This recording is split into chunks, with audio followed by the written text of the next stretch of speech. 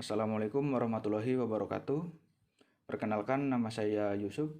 Saya dari Program Studi Pendidikan Sejarah Universitas PGRI Palembang. Saya di sini akan menjelaskan mengenai lahirnya kelompok elit baru pada kebijakan politik etis. Yang pertama ada latar belakang terbentuknya politik etis. Sistem tanam paksa yang dilakukan pemerintah Belanda di Hindia Belanda menjadi awal dari keluar politik etis, di mana sistem yang berlangsung pada masa tersebut banyak diprotes dan dikecam di Belanda. Politik etis dipelopori oleh Peter Broshoff, seorang wartawan, dan seorang politikus, Conrad Theodor van Deventer, pada tahun 1899. Mereka mengecam kepada pemerintah Belanda karena telah menguras kekayaan dari Hindia Belanda. Ini adalah foto dari kedua tokoh pelopor politik etis. Ada Peter Broshoff, yaitu seorang wartawan, dan Conrad Theodor van Deventer, dia adalah seorang politikus. Mereka berargumen pemerintah Belanda telah begitu lama mengambil untung besar dari wilayah jajahan, sementara rakyat pribumi menderita hutang kehormatan yang harus dilunasi. Maka pemerintah Belanda memiliki kewajiban moral untuk melakukan balas budi melalui kesejahteraan penduduk. Pada tahun 1863, sistem tanam paksa dihapuskan dan pemerintah Belanda mulai menerapkan sistem ekonomi liberal, di mana modal-modal swasta mulai diperkenankan datang ke Hindia Belanda. Politik ekonomi secara tidak langsung membuka ruang sangat besar bagi swasta. Kondisi itu melahirkan perkebunan milik swasta semakin meluas. Namun kondisi tersebut tidak berpengaruh pada nasib rakyat, karena politik ekonomi tersebut tanpa memperhatikan kesejahteraan rakyat pribumi dan adanya ancaman. Akhirnya pada 1901, Ratu Belanda Wilhelmina mengeluarkan kebijakannya yang disebut dengan politik etis. Ratu Wilhelmina menyampaikan pidatonya bahwa pemerintah Belanda mempunyai panggilan moral dan hutang budi pada bangsa pribumi di Hindia Belanda. Pidato tersebut merupakan suatu awal kebijakan untuk kemakmuran Hindia Belanda dan dikenal dengan politik etis atau politik balas budi.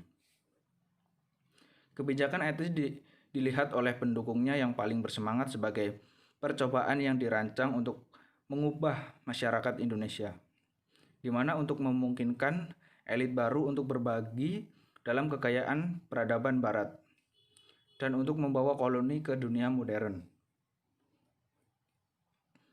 Selanjutnya ada tujuan politik etis.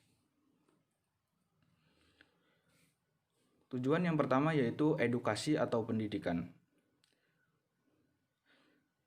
Pendidikan atau edukasi ini dicetuskan politik etis paling awal, yaitu untuk membantu meningkatkan SDM masyarakat Indonesia. Belanda memang serius terhadap hal ini, di mana mereka membangun banyak sekali sekolah yang diperuntukkan bagi bangsa Indonesia. Meskipun di dalam penerapannya sekolah tersebut kelasnya harus dibagi berdasarkan status sosial dari masing-masing siswa. Sekolah yang dibangun oleh Belanda bukan hanya jenjang SD, melainkan sampai jenjang SMU dan bahkan sampai mendirikan sekolah tinggi teknik dan pertanian. Dan untuk mata pelajaran yang diajarkan yaitu ada membaca, menulis, berhitung, ilmu alam, ilmu bumi, dan lain sebagainya. Yang kedua ada irigasi atau pengairan. Tujuan dari politik etis yang kedua adalah berkaitan dengan sistem pengairan atau irigasi. Pemerintah Belanda sudah membangun sistem irigasi di tahun 1885. Salah satunya adalah pembangunan irigasi yang ada di Demak dan Brantas yang mencapai 96.000. Kemudian di tahun 1902, pemerintah Belanda juga berhasil membangun saluran irigasi sebanyak 173.000.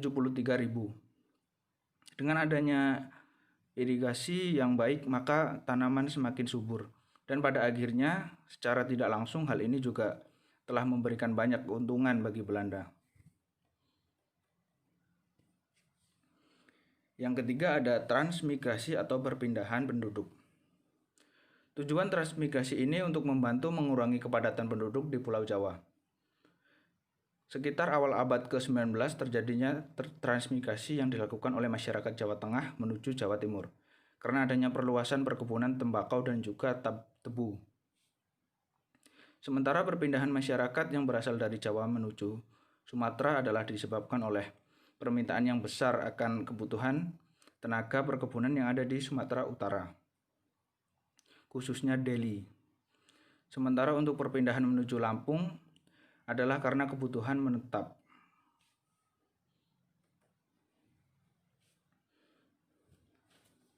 Selanjutnya ada penyimpangan dalam politik etis. Yang pertama dari irigasi.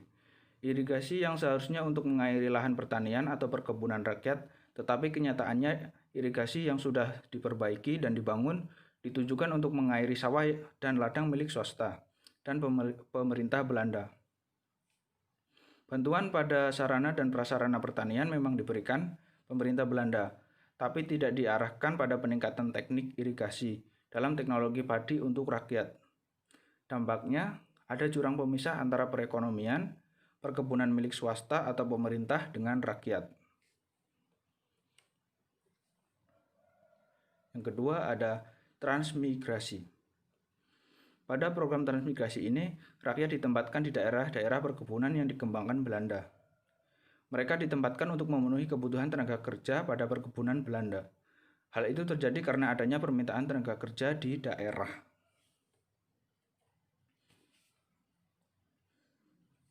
Yang ketiga ada edukasi atau pendidikan. Meski pada bidang pendidikan pemerintah Belanda membangun sekolah, namun ada diskriminasi. Pendidikan yang dibuka hanya diperuntukkan untuk anak pegawai dan orang yang mampu saja, sementara rakyat miskin tidak diperbolehkan sekolah. Pendidikan yang bertujuan untuk memberikan tingkat peluang yang lebih besar di tingkat dasar dan menengah. Tapi pada akhir 1930-an, hanya segelintir lulusan sekolah menengah yang diproduksi secara lokal. Dan tingkat melek huruf dihitung lebih dari 6%. Yang terakhir ada dampak politik etis. Kebijakan trias politika yang berdampak positif pada penduduk pribumi hanya pendidikan.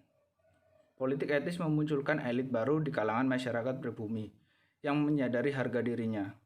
Elit baru ini kemudian mendirikan berbagai perkumpulan seperti Budi Utomo, Sarekat Islam, dan Indis Party.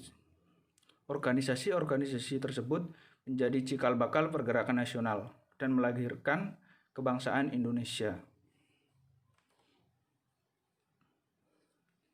Itulah tadi penjelasan saya mengenai politik etis dan munculnya elit baru.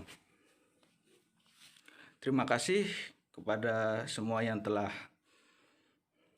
menonton, dan apabila ada salah-salah kata atau perbuatan saya mohon maaf.